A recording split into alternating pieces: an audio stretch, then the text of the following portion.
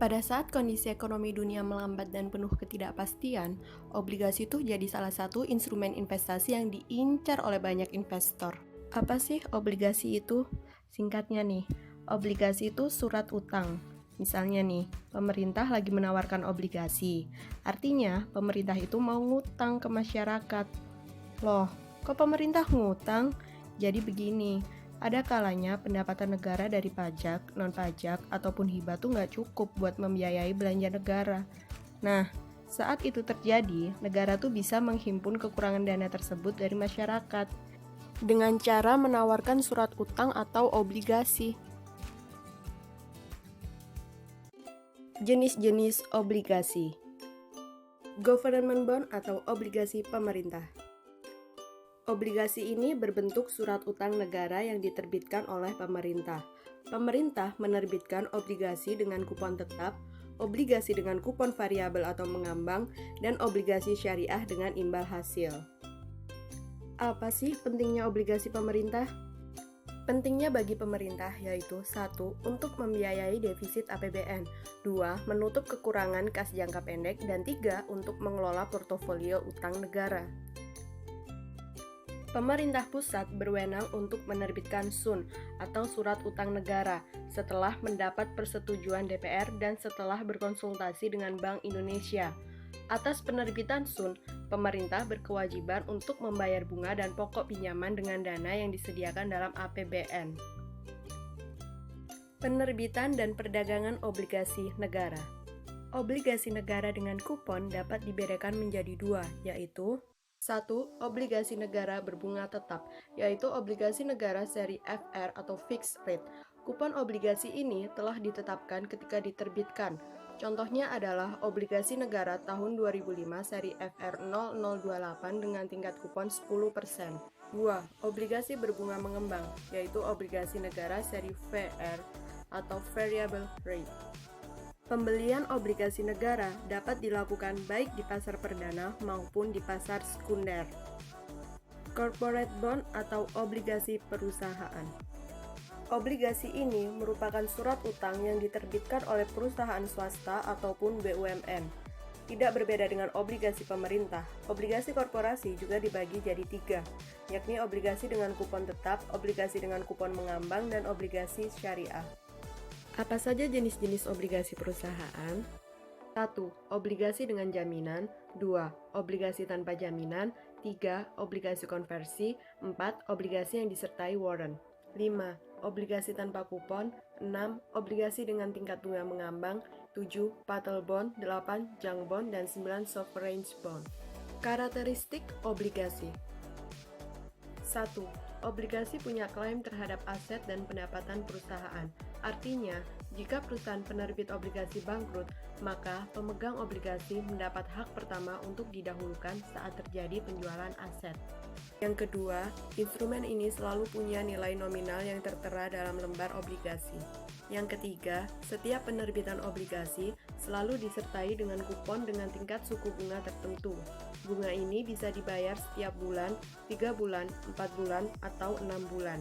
Keempat, obligasi memiliki masa jatuh tempo. Ada yang jatuh temponya 5, 10, 15, bahkan 30 tahun. Nah, untuk obligasi yang dikeluarkan oleh pemerintah, jatuh temponya rata-rata 2 tahun. Kelima, obligasi punya indentur yaitu kontrak antara pihak penerbit obligasi dengan wakil pemegang obligasi. Kontrak ini berisi hak dan kewajiban penerbit dan pemegang obligasi termasuk nilai nominal, kupon, masa jatuh tempo, dan sebagainya. Yield dalam obligasi. Yield obligasi merupakan ukuran pendapatan obligasi yang akan diterima investor yang cenderung bersifat tidak tetap. Pendapatan kupon atau kupon yield. Kupon yield atau nominal yield adalah hasil bunga obligasi. Rumusnya adalah kupon yield sama dengan persen kupon dikali nominal. Berikut adalah contoh soal dan pembahasannya.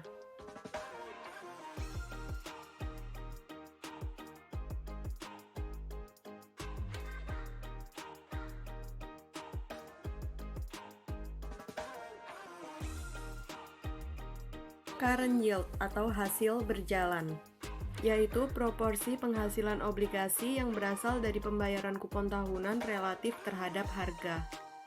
Rumusnya adalah current yield sama dengan nominal kupon dibagi harga obligasi lalu dikali 100. Berikut ini contoh soal dan pembahasannya tentang current yield.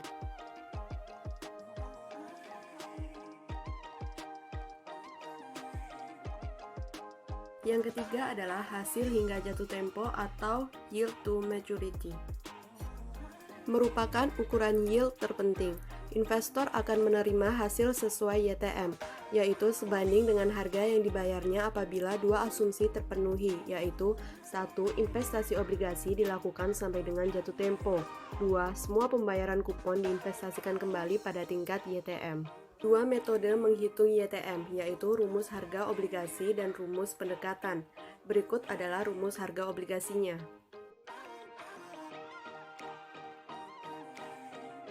Dan yang ini merupakan rumus pendekatan YTM.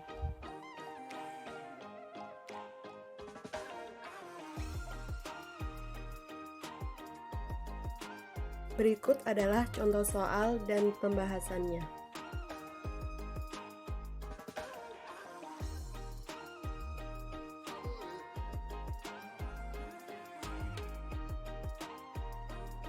YTM adalah untuk menghitung penghasilan obligasi sampai penerbit melunasi semua hutang pokok. YTM merupakan tingkat keuntungan yang dinikmati investor jika obligasi dimiliki sejak dibeli hingga jatuh tempo. Yang keempat adalah hasil hingga ditarik kembali atau yield to call. Sama dengan YTM, yield to call merupakan hasil obligasi baik dari kupon maupun capital gain or loss. Tetapi, YTC adalah hasil obligasi callable yang sebelum jatuh tempo ditarik kembali. Berikut adalah rumus YTC. Contoh soal, obligasi PT Supra berjangka 10 tahun seharga 102,5% memiliki tingkat kupon 18%. Tentukan YTC apabila pada tahun kelima penerbit melakukan penarikan terhadap obligasi tersebut dengan call price 105%. Dan berikut ini adalah jawaban serta pembahasannya. Jadi, YTC-nya adalah 17,8%. Sekian penjelasan dasar-dasar obligasi dari kelompok kita. Jangan lupa terus belajar ya.